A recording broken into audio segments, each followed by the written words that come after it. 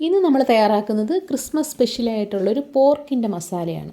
ഇതിപ്പം കറിയായിട്ട് നമുക്ക് തയ്യാറാക്കിയെടുക്കാം, അല്ലെങ്കിൽ നമുക്ക് മൊത്തത്തിൽ കുഴഞ്ഞിരിക്കുന്ന രീതിയിൽ ഒരു പോർക്ക് മസാല പോലെ തയ്യാറാക്കിയെടുക്കാം. ഇത് അപ്പത്തിൻ്റെ കൂടെയും അതായത് ചോറിൻ്റെ കൂടെയും പുട്ടിൻ്റെയൊക്കെ കൂടെ നല്ല കോമ്പിനേഷനായിരിക്കും.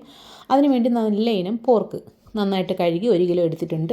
ഇനി ഒരു പിടി ചെറിയ ഉള്ളിയും കുറച്ച് വെളുത്തുള്ളിയും ഇനി ഇഞ്ചി വെളുത്തുള്ളി പേസ്റ്റും കൂടെ ഇതിനകത്തൊന്ന് ചേർത്ത് കൊടുക്കുകയാണ്. എന്നിട്ട് ആവശ്യത്തിന് കുറച്ച് ഉപ്പും കൂടെ ചേർത്തിട്ട് നന്നായിട്ട് കൈവച്ച് നന്നായിട്ട് തിരുമ്മി യോജിപ്പിച്ച് കുറച്ച് നേരം ഒന്ന് വയ്ക്കുക. ഒരു 10 മിനിറ്റെങ്കിലും വെച്ചതിന് ശേഷം നമ്മൾ ഫ്ലെയിം ഓൺ ചെയ്തിട്ട് കുക്കറിൽ ഒരു 3 വിസിൽ, മീഡിയം ഫ്ലെയിമിൽ 3 വിസിൽ അടുപ്പിച്ചെടുക്കുക.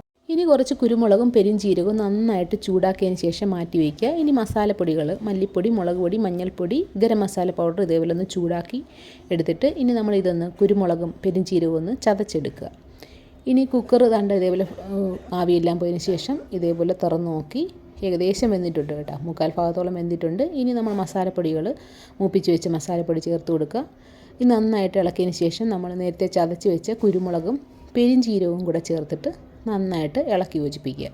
ഇതൊന്ന് ചെറുതായിട്ടൊന്ന് കുറുകി വരണം, അപ്പോഴത്തേക്ക് നന്നായിട്ട് വെന്ത് കിട്ടും കേട്ടോ. ഒരു മീഡിയം ഫ്ലെയിമിൽ തന്നെ വയ്ക്കുക.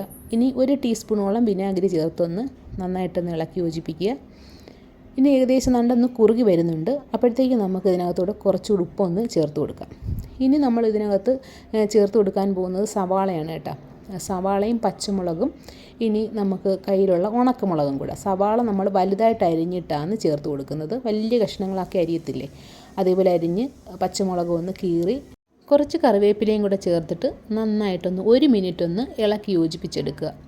ഈ സവാള നമുക്ക് ഈ കഴിക്കുമ്പോഴത്തേക്ക് കടിക്കാനായിട്ടൊക്കെ കിട്ടണം, അതേപോലെ പച്ചമുളക് ഒരുപാട് അങ്ങ് ഉടഞ്ഞു പോകരുത്, അതുകൊണ്ടാണ് ഈ സമയത്ത് ചേർത്ത് കൊടുക്കുന്നത്.